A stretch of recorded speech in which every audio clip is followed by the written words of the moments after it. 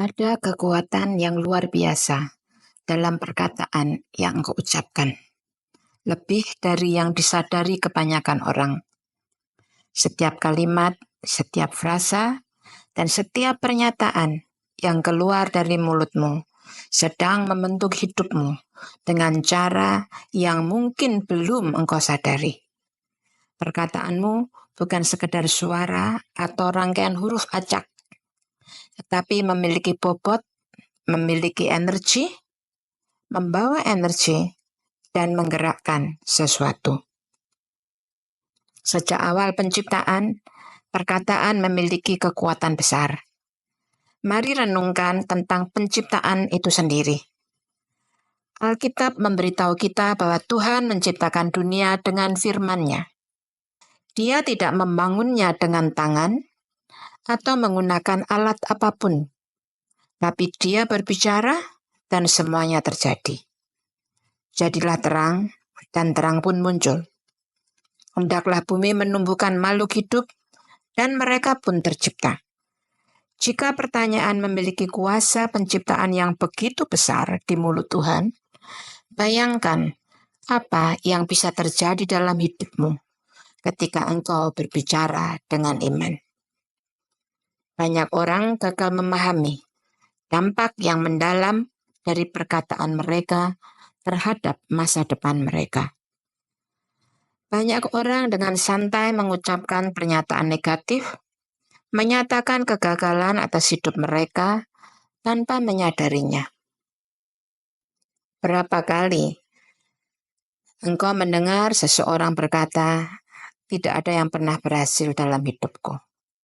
Saya selalu berbuat kesalahan," atau "Saya tidak akan pernah sukses."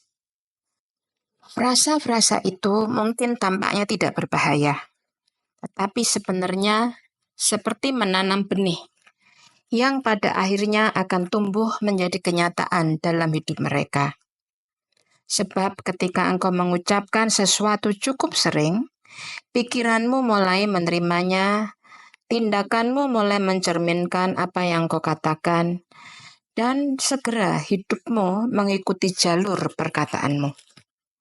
Amsal 18 ayat 21 mengatakan, lidah mempunyai kuasa untuk menyelamatkan atau membinasakan.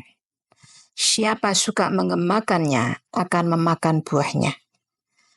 Ini berarti bahwa perkataan yang kau ucapkan akan menghasilkan buah, entah baik atau buruk. Setiap kata adalah benih. Engkau sedang menabur benih berkat atau benih kehancuran. Jika saudara terus mengucapkan perkataan keraguan, ketakutan, negatif, engkau akan menuai panen kekecewaan, kesempatan atau peluang yang akan hilang, dan keputusasaan. Tetapi jika engkau mulai mengucapkan kehidupan, memperkatakan iman, harapan, dan kemenangan, maka saudara akan melihat panen berkat, kemurahan Tuhan, dan terobosan. Oleh sebab itu, saudara harus berhati-hati dengan perkataanmu. Jika engkau menginginkan perubahan dalam hidupmu, mulailah dengan mengubah apa yang engkau katakan. Ucapkan apa yang ingin engkau lihat, bukan hanya apa yang engkau rasakan dan bagaimana situasimu saat ini. Ucapkan apa yang Tuhan katakan tentang dirimu, bukan apa yang dunia atau situasimu katakan. Ketika engkau bangun di pagi hari, jangan katakan saya sangat lelah. Hari ini akan menjadi hari yang buruk. Sebaliknya, katakan inilah hari yang dijadikan Tuhan. Marilah kita bersorak-sorak dan bersuka cita karenanya. Ketika engkau menghadapi tantangan, jangan katakan, saya tidak bisa mengatasinya. Sebaliknya, katakan, segala perkara dapat kutanggung di dalam Dia yang memberi kekuatan padaku. Perkataanmu tidak hanya mempengaruhi keadaanmu, tetapi juga pikiran dan emosimu. Semakin sering kau mengucapkan sesuatu, semakin otakmu mulai mempercayainya. Itulah mengapa pembicaraan negatif tentang diri sendiri sangat berbahaya. Si musuh ingin engkau terus menyatakan kekalahan, karena semakin sering engkau mengucapkannya, semakin engkau mempercayainya. Dan semakin engkau mempercayainya, semakin engkau menjalani hidup sesuai dengan perkataan tersebut.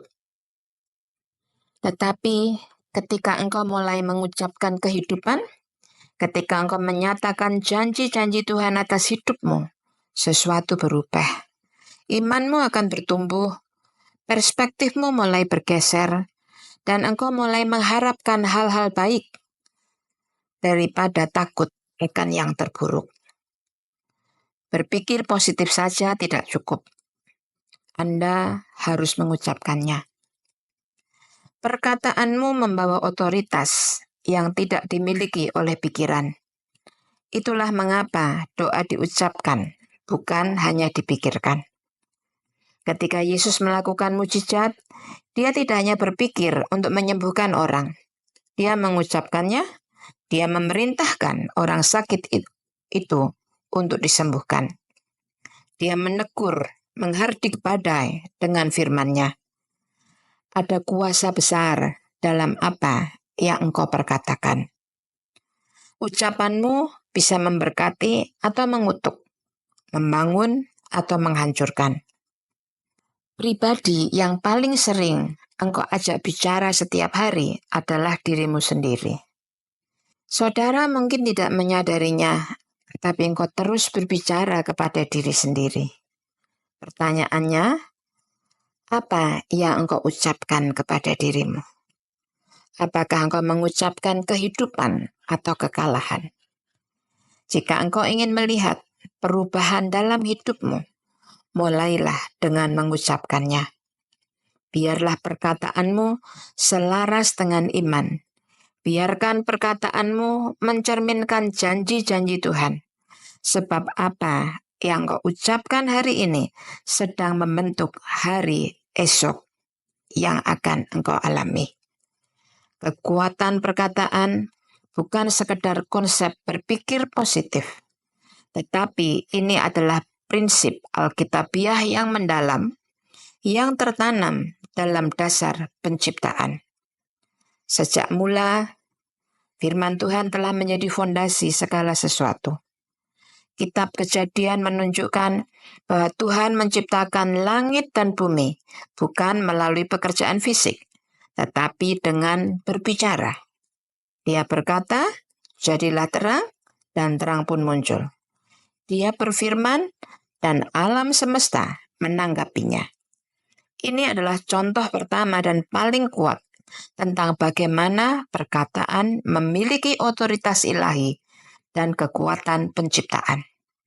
Sepanjang Alkitab, kita melihat bagaimana perkataan menentukan hasil. Amsal 18 ayat 21 mengatakan, lidah mempunyai kuasa untuk menyelamatkan atau membinasakan. Siapa suka mengemakkannya akan memakan buahnya. Ini berarti bahwa perkataan yang kita ucapkan memberikan hasil, baik kehidupan atau kehancuran. Sama seperti Tuhan menggunakan firman-Nya untuk menciptakan segala sesuatu, Dia telah memberikan manusia kemampuan untuk membentuk dunia mereka melalui perkataan yang mereka ucapkan. Yesus menekankan kekuatan perkataan yang diucapkan selama pelayanannya di dunia. Dalam Markus 11 ayat 23, dia berkata, Aku berkata kepadamu, sesungguhnya barang siapa berkata kepada gunung ini, beranjaklah dan tercampaklah ke dalam laut, dan ia tidak bimbang dalam hatinya, melainkan percaya bahwa apa yang dikatakannya itu akan terjadi, maka hal itu akan terjadi baginya. Perhatikan, Yesus tidak berkata, barang siapa memikirkan gunung itu, atau barang siapa berdoa dalam hati. Tetapi secara khusus, dia berkata, barang siapa berkata. Berbicara adalah tindakan iman. Dan ketika perkataan diucapkan dalam iman, maka perkataan itu menggerakkan hukum-hukum rohani. Contoh kuat lainnya tentang pentingnya perkataan dapat dilihat dalam penglihatan Yehezkiel di lembah tulang kering dalam Yehezkiel 37. Tuhan membawa Nabi Yehezkiel ke sebuah lembah yang penuh dengan tulang-tulang mati dan memerintahkannya untuk bernubuat atas tulang-tulang itu. Saat Yehezkiel taat dan mengucapkan firman Tuhan, tulang-tulang itu mulai bergerak, mulai bersatu, daging muncul, dan nafas masuk ke dalamnya. Apa yang tadinya mati menjadi hidup, bukan karena usaha manusia, tetapi karena firman Tuhan yang diucapkan. Yakobus 3 ayat 3-6 menggambarkan bagaimana lidah, meskipun kecil, mengarahkan hidup seseorang seperti kemudi yang mengarahkan kapal atau kekang yang mengendalikan kuda. Satu perkataan dapat mengubah jalannya takdir seseorang. Itulah sebabnya Alkitab memperingatkan tentang pentingnya berbicara dengan hati-hati. Dalam Matius 12 ayat 36-37, Yesus berkata, tetapi aku berkata kepadamu, setiap kata sia-sia yang diucapkan orang harus dipertanggungjawabkan pada hari penghakiman.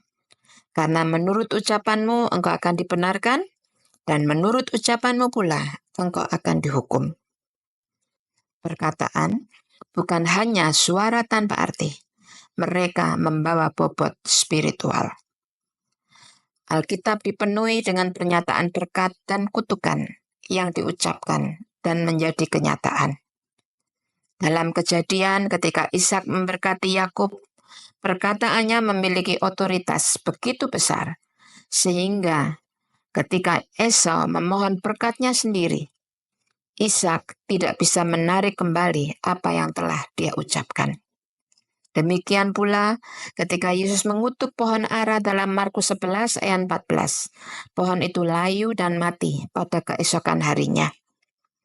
Ia menunjukkan bahwa perkataan bukan hanya memiliki kekuatan penciptaan, tapi juga kekuatan penghancuran jika digunakan dengan tidak benar. Tuhan memanggil umatnya untuk mengucapkan kehidupan, menyatakan janjinya, dan menyelaraskan perkataan mereka dengan kebenarannya. Roma 10 ayat 9 mengatakan, sebab jika kamu mengaku dengan mulutmu bahwa Yesus adalah Tuhan dan percaya dalam hatimu bahwa Allah telah membangkitkan dia dari antara orang mati, maka kamu akan selamat. Bahkan keselamatan itu sendiri terkait dengan perkataan yang diucapkan dalam iman. Prinsip ini berjalan sepanjang Alkitab. Apa yang diucapkan dalam keselarasan dengan kehendak Tuhan melepaskan kuasa ilahinya untuk berkarya dalam hidup kita. Perkataan yang kau ucapkan dengan iman memiliki kuasa untuk menyembuhkan, memulihkan, memberkati, dan mentransformasi.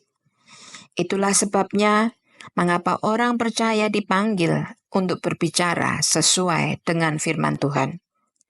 Apa yang kau ucapkan hari ini memiliki potensi untuk membentuk masa depan. Sama seperti firman Tuhan, telah membentuk masa lalu, masa kini, dan kekekalan. Janji-janji Tuhan itu kekal, tidak tergoyahkan, dan penuh kehidupan. Perkataannya bukan sekedar perkataan atau harapan kosong, tetapi deklarasi ilahi yang dimaksudkan untuk membentuk kehidupan mereka yang percaya. Namun, agar janji-janji ini terwujud sepenuhnya, janji-janji itu harus kita terima, harus kita ucapkan dan diselaraskan dengan iman kita. Terlalu banyak orang hidup di bawah potensi diri sendiri, dibebani oleh keraguan, ketakutan, dan ketidakpastian. Karena mereka belum menyelaraskan perkataan dan tindakannya dengan apa yang sudah Tuhan nyatakan atas hidup mereka. Sepanjang kitab suci, janji-janji Tuhan sangat jelas. Dia menyatakan bahwa rencananya baik, bahwa Dia menyediakan masa depan dan harapan bagi umatnya. Tuhan memastikan bahwa Dia adalah penyedia, penyembuh, pelindung, dan pemulih. Ini bukan gagasan yang jauh atau konsep yang abstrak. Ini adalah fondasi, dasar, di mana iman harus dibangun. Namun, iman bukan hanya tentang percaya dalam hati. Iman harus diaktifkan melalui perkataan dan tindakan. Menyelaraskan diri dengan janji Tuhan berarti mengucapkannya, memperkatakannya dalam setiap situasi, dan menolak untuk mengucapkan apapun yang bertentangan dengan yang telah Tuhan firmankan. Salah satu contoh paling kuat dari prinsip ini adalah Abraham. Tuhan berjanji kepadanya bahwa dia akan menjadi bapa banyak bangsa. Meskipun dia dan istrinya sudah jauh melewati usia subur. Mereka sudah lanjut usia. Secara alami, janji itu tampak mustahil. Tapi Abraham tidak goyah. Roma 4 ayat 20 menyatakan, tetapi terhadap janji Allah ia tidak bimbang, karena ketidakpercayaan. Malah ia diperkuat dalam imannya, dan ia memuliakan Allah dengan penuh keyakinan bahwa Allah berkuasa untuk melaksanakan apa yang telah dijanjikannya. Abraham menyelaraskan imannya dengan firman Tuhan, dan pada waktunya janji itu tergenapi. Jika dia berbicara perkataan keraguan, dan dia berkata ini tidak akan pernah terjadi, maka itu berlawanan dengan apa yang Tuhan telah rencanakan. Sebaliknya, dia tetap teguh, memilih untuk berpihak atau selaras pada janji daripada tantangan atau masalah yang sedang dihadapinya. Prinsip yang sama terlihat dalam kisah Yosua dan bangsa Israel di depan tembok Yeriko. Tuhan sudah memberikan kemenangan, tetapi mereka harus menyelaraskan diri dengan perintahnya. Mereka diperintahkan untuk berbaris mengelilingi tembok itu dengan berdiam diri, dan kemudian bersorak pada waktu yang telah ditetapkan. Ketaatan mereka terhadap firman Tuhan membuat tembok itu runtuh. Jika mereka berbicara dengan ketakutan atau mengeluh atau meragukan prosesnya, mereka bisa saja kehilangan janji itu. Tapi karena mereka memberikan dirinya selaras dengan instruksi Tuhan, mereka mengalami mujizat. Banyak orang hidup dalam kekalahan, bukan karena Tuhan lupa akan janjinya, tetapi karena mereka telah menyelaraskan perkataan mereka dengan hal-hal yang salah. Mereka bukan mengatakan Tuhan adalah penyediaku, tapi mereka berkata, saya tidak akan pernah berkecukupan. Mereka bukan mengakui oleh bilur-bilurnya saya disembuhkan, tetapi mereka terus berbicara tentang penyakit dan penderitaan. Mereka tidak berdiri di atas janjinya. Mereka tidak berkata atas janji Tuhan dengan mengatakan bahwa Tuhan tidak akan pernah meninggalkan atau membiarkanku. Sebaliknya, malah menggerutu seolah-olah mereka berjalan sendirian dan ditinggalkan oleh Tuhan. Ingat, lidah mengarahkan jalannya hidup seseorang, sama seperti kemudi mengarahkan kapal. Jika perkataan yang diucapkan selaras dengan ketakutan, kegagalan, dan kekalahan, maka hidup akan bergerak ke arah itu. Tetapi ketika perkataan kita selaras dengan iman, harapan, dan janji Tuhan, pintu mulai terbuka, rantai mulai terlepas, dan mujizat mulai terjadi. Yesus sendiri menunjukkan kekuatan perkataan dalam keselarasan dengan kebenaran Tuhan. Ketika iblis mencobanya di padang gurun, dia tidak berdebat atau mencoba memberikan alasan. Sebaliknya, dia hanya menjawab dengan firman Tuhan. Dia berkata, "Ada tertulis." Yesus menyelaraskan perkataannya dengan firman Tuhan, dan musuh tidak punya pilihan lain selain mundur. Jika Yesus sendiri bergantung pada kitab suci untuk mengalahkan kebohongan si musuh, betapa lebih lagi kita sebagai anak-anaknya tentunya harus melakukan hal yang sama. Menyelaraskan diri dengan janji Tuhan bukan berarti mengabaikan atau lari dari kenyataan. Tetapi kita sedang menyatakan realitas yang lebih besar. Realitas bahwa Tuhan lebih besar dari masalah apapun dan bahwa firman-Nya adalah keputusan final. Dan tidak ada yang mustahil bagi mereka yang percaya. Iman bukan optimisme buta. Iman adalah kepercayaan pada apa yang telah Tuhan firmankan. Ketika perkataan dan tindakan selaras dengan janji-janjinya, terobosan tidak bisa dihindari. Pola negatif tidak terbentuk dalam semalam. Mereka berkembang seiring waktu. Seringkali tanpa disadari menjadi semakin kuat dengan setiap pikiran, kata, dan tindakan yang diulang. Banyak orang mendapati diri mereka terjebak dengan pikiran dan siklus kekalahan, ketakutan, keraguan, dan keputusasaan.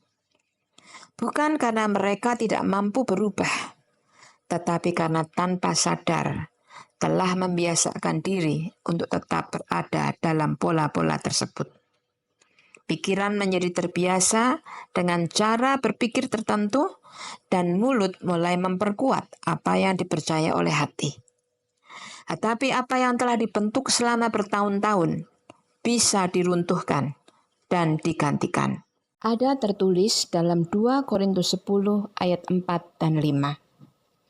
Yaitu, senjata kami dalam perjuangan bukanlah senjata duniawi, melainkan senjata yang diperlengkapi dengan kuasa Allah, yang sanggup meruntuhkan benteng-benteng. Kami menawan segala pikiran dan menaklukkannya kepada Kristus. Jadi saudaraku, pola negatif pikiran kita harus dihancurkan dengan menangani dua hal berikut ini. Yaitu 1. Pikiran yang menciptakannya, 2. Perkataan yang memperkuatnya. Bangsa Israel di padang gurun adalah contoh kuat tentang apa yang terjadi ketika pola negatif dibiarkan tidak hancur. Tuhan telah membebaskan mereka dari Mesir, menyediakan kebutuhan mereka setiap hari, membimbing mereka dengan hadirat-Nya, dan menjanjikan mereka tanah yang berlimpah susu dan madu. Namun, meskipun semuanya itu sudah disediakan dan dijanjikan, tetapi mereka terus-menerus mengucapkan perkataan ketakutan dan keraguan. Ketika mereka menghadapi tantangan, mereka menggerutu dan berkata, "Lebih baik mati di Mesir." Selain mereka menyelaraskan dengan janji Tuhan, mereka malah memilih untuk menyelaraskan diri dengan ketakutan. Dan akibatnya, seluruh generasi kehilangan berkat yang Tuhan telah siapkan bagi mereka. Siklus negativitas membuat mereka berputar-putar selama 40 tahun. Padahal perjalanan ke tanah perjanjian seharusnya hanya memakan waktu beberapa hari saja.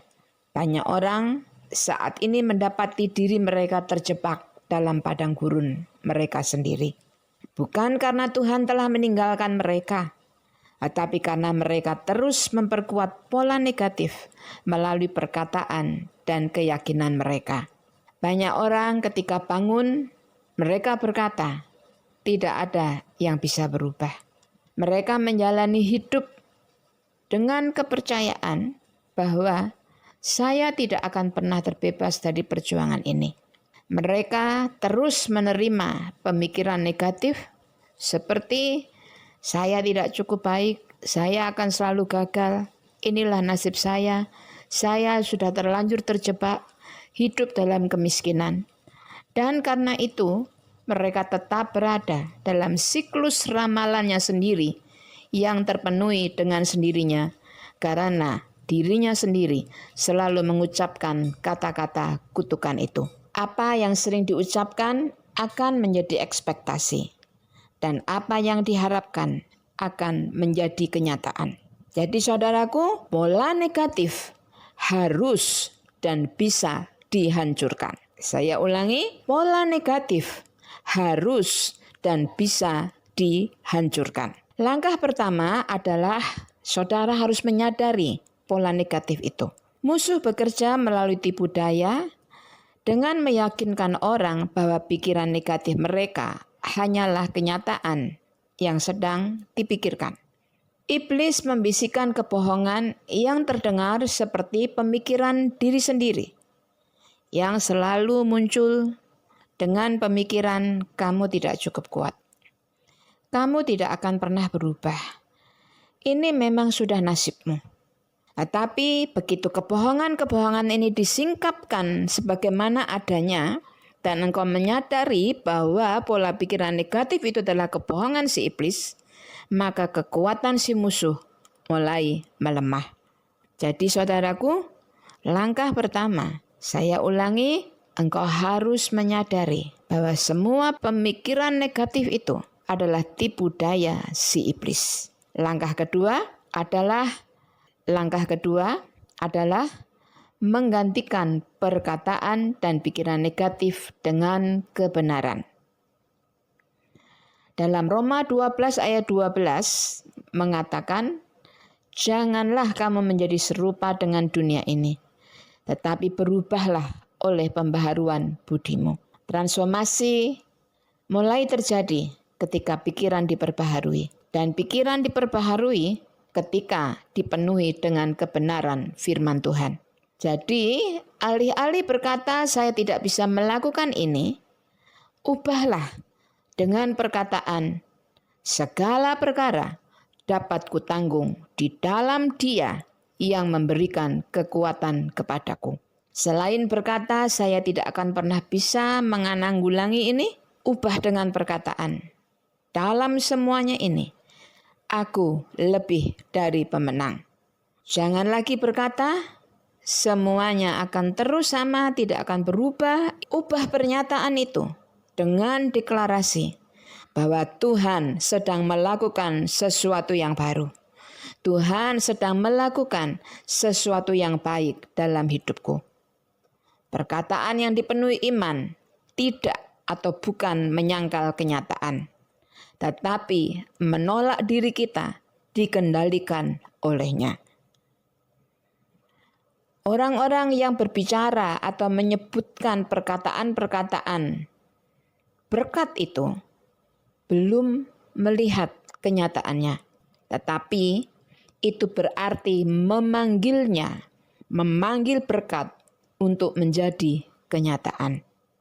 Yesus sudah mengajar dan memberikan contoh kepada kita ketika Dia berbicara kepada orang sakit dan memerintahkan kesembuhan. Juga ketika Dia berbicara kepada badai dan memerintahkan badai untuk diam dan tenang. Juga ketika Dia berbicara kepada orang mati, Dia perintahkan untuk kehidupan itu terjadi.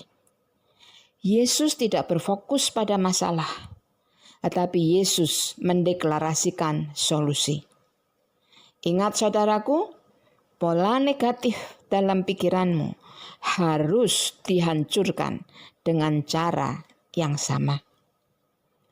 Jadi, daripada memperkuat ketakutan, keraguan, dan kekalahan, sebaliknya, ubahlah untuk memperkatakan iman, kemenangan, dan transformasi.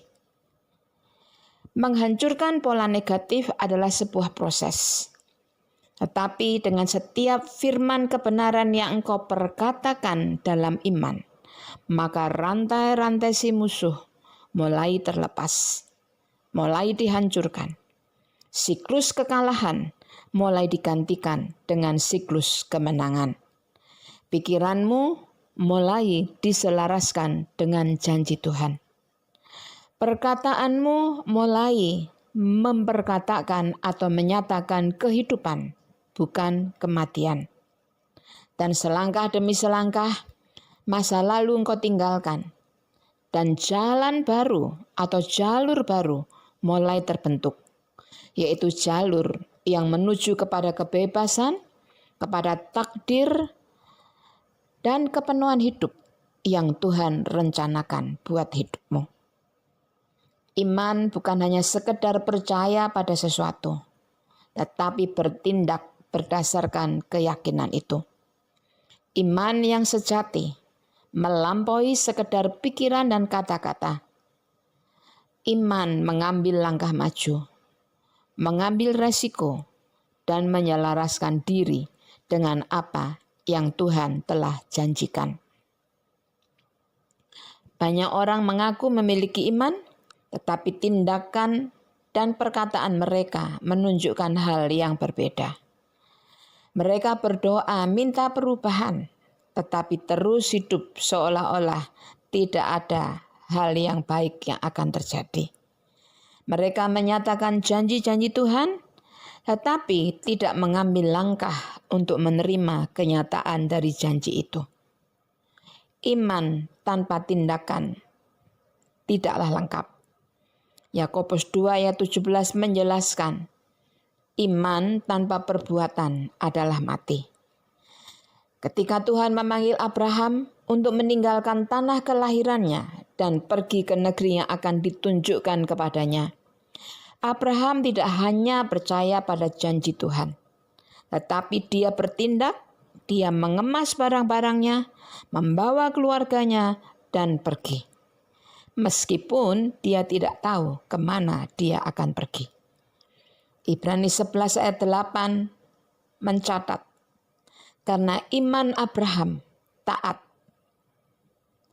Karena iman Abraham taat ketika ia dipanggil untuk berangkat ke negeri yang akan diterimanya menjadi milik pusakanya. Ia berangkat tanpa mengetahui tempat yang ia tuju. Jadi, jika Abraham menunggu semua detail menjadi jelas, andaikan dia ragu dan menunda, maka dia tidak akan pernah melangkah ke dalam janji Tuhan. Iman yang dimiliki Abraham bersifat aktif. Petrus mengalami kuasa iman dan tindakan ketika dia melangkah keluar dari perahu untuk berjalan di atas air. Ketika dia melihat Yesus berjalan di atas laut, dia berkata, Tuhan, jika itu Engkau, suruhlah aku datang kepadamu, berjalan di atas air. Dan Yesus berkata, datanglah. Petrus bisa saja tetap tinggal di dalam perahu dan hanya percaya bahwa Yesus memiliki kuasa untuk menopangnya. Tetapi iman menuntut tindakan.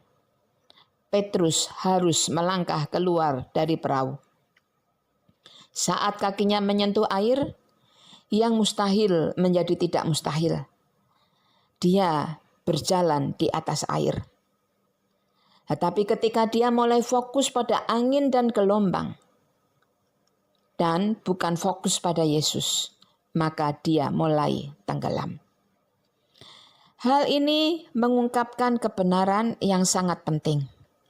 Iman yang bertindak dalam ketaatan membawa mujizat. Tetapi iman yang goyah karena ketakutan akan membawa kegagalan. Perempuan yang mengalami pendarahan selama 12 tahun juga mengikuti dan menunjukkan prinsip ini. Selama 12 tahun dia menderita. Mungkin dia menghabiskan seluruh hartanya untuk mencari kesembuhan dari dokter. Tapi kondisinya tidak membaik, bahkan semakin buruk. Namun ketika dia mendengar tentang Yesus, dia membuat keputusan. Ingat saudara, dia membuat keputusan. Jika aku hanya dapat menyentuh jubahnya, aku akan sembuh.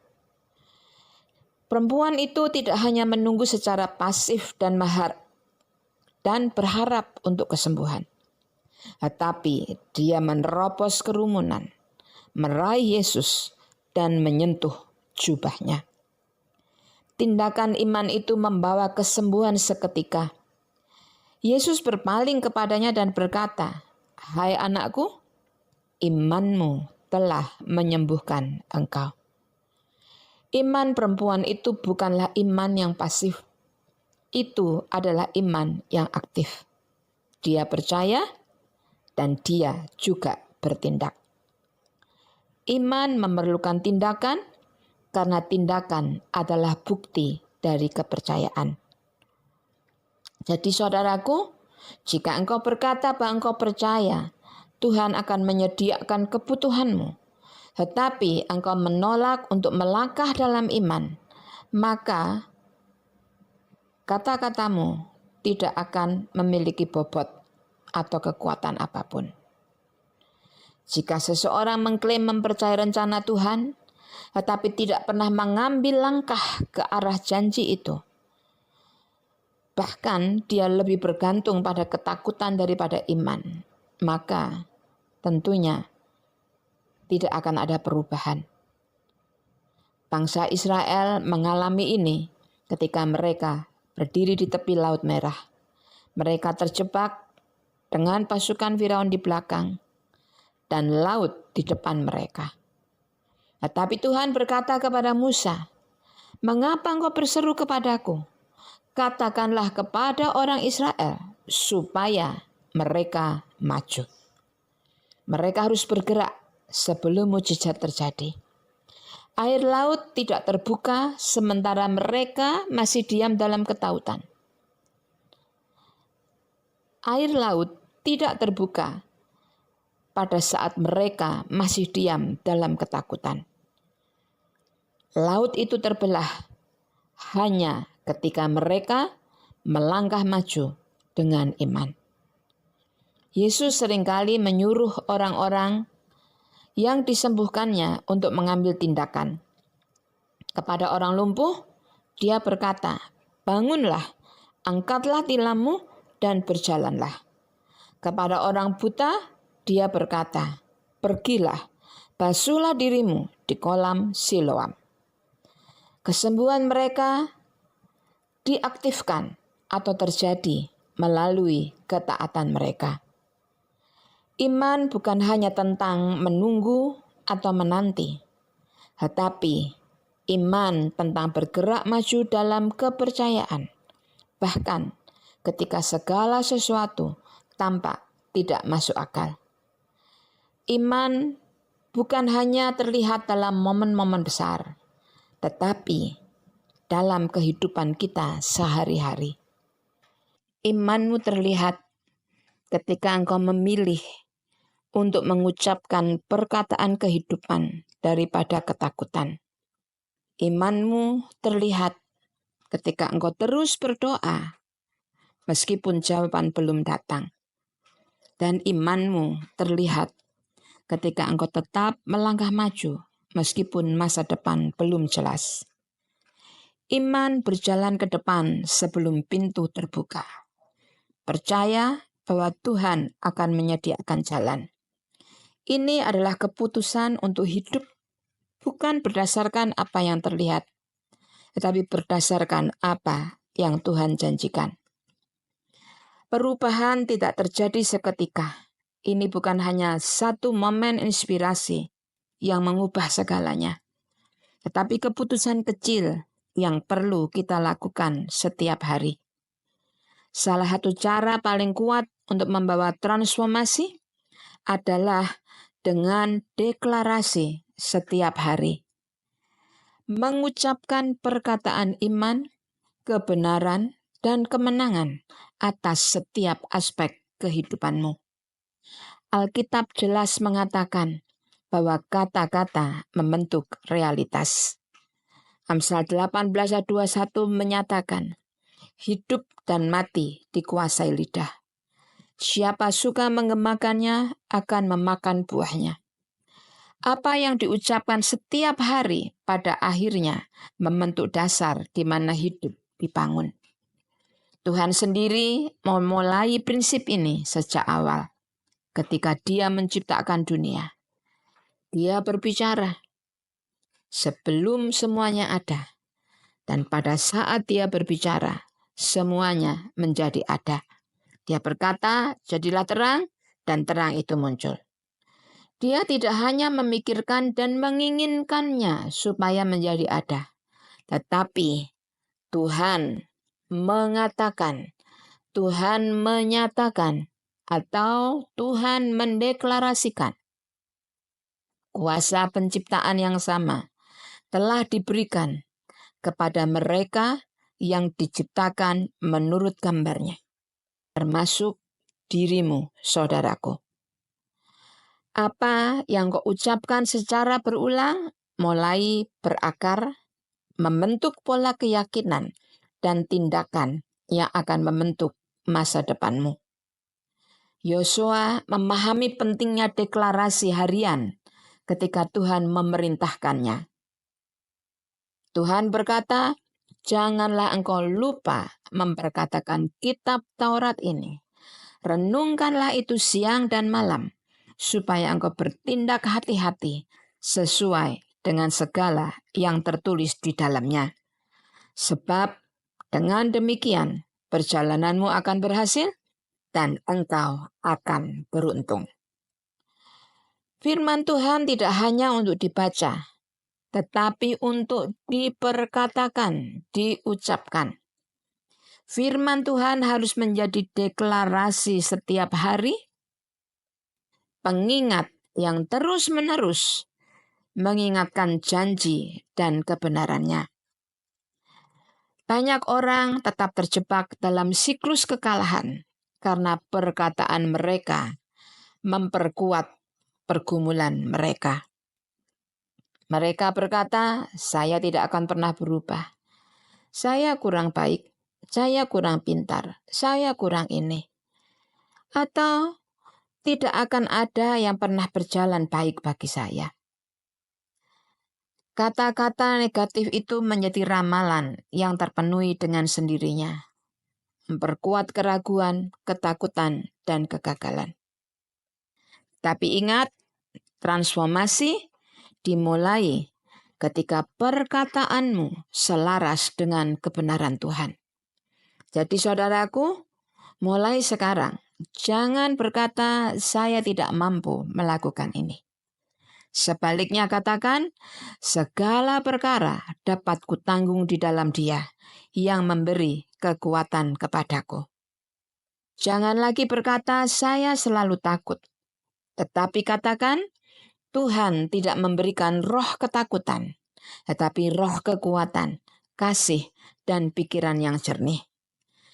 Deklarasi harian bukan hanya sekedar afirmasi positif, bukan sekedar berkata positif, tetapi deklarasi itu adalah senjata rohani.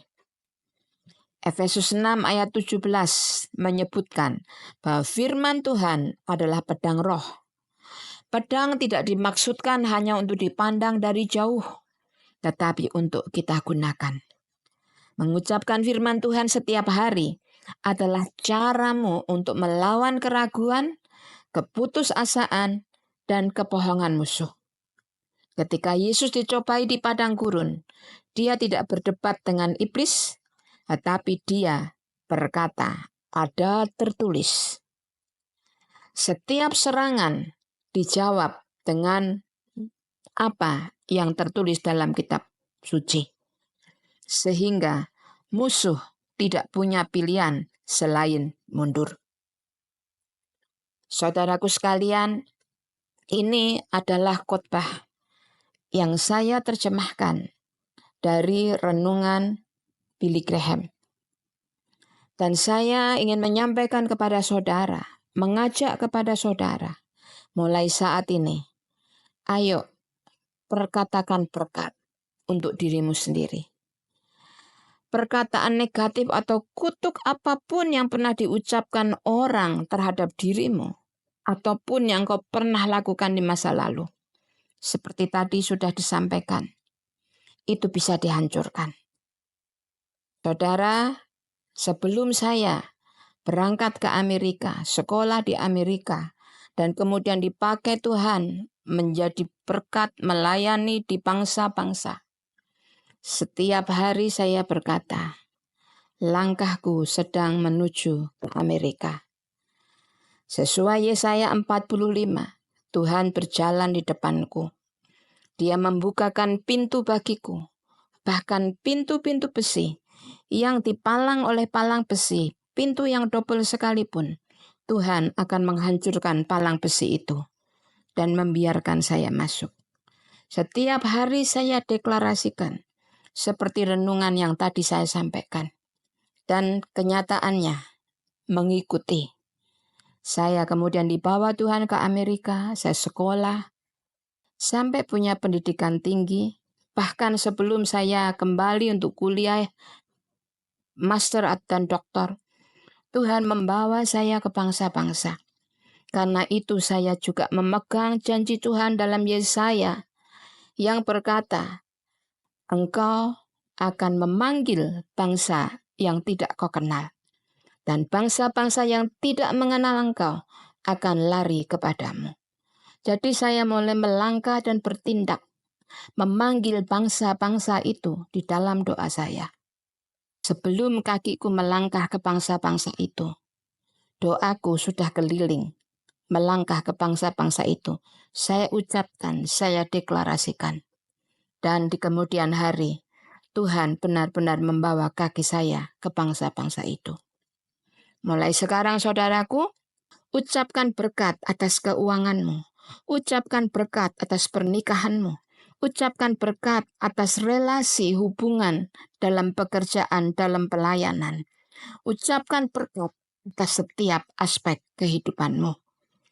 Ingat Hana mamanya Samuel dalam kitab suci. Ketika dia berjalan pulang, dia menyanyi, dia mendeklarasikan kebesaran Tuhan, dia mengucap syukur kepada Tuhan. Sekalipun pada waktu itu dia belum hamil. Tetapi dia sudah bertindak dengan iman. Saya yakin saudaraku, kerinduan Tuhan adalah untuk engkau diberkati. Karena Yesus berkata, aku datang supaya engkau memiliki hidup dan hidup dalam segala kelimpahan. Segala kelimpahan. Ucapkan setiap hari, aku diberkati. Aku hidup dalam segala kelimpahan. Aku adalah keturunan Abraham yang di dalam Kristus Yesus punya hak, punya warisan untuk diberkati. Aku lebih daripada pemenang. Aku akan terus naik. Aku jadi kepala dan bukan ekor. Tuhan akan memulihkan segenap kehidupanku. Dan semuanya itu untuk kemuliaan nama Tuhan Yesus. Bila saudara diberkati dengan renungan ini, tolong like dan subscribe channel YouTube saya, supaya Anda mendapatkan notifikasi bila ada renungan baru yang saya unggah di akun saya. Dan jangan lupa bagikan kepada orang lain, supaya lebih banyak lagi orang lain yang juga diberkati. Amin. Terima kasih.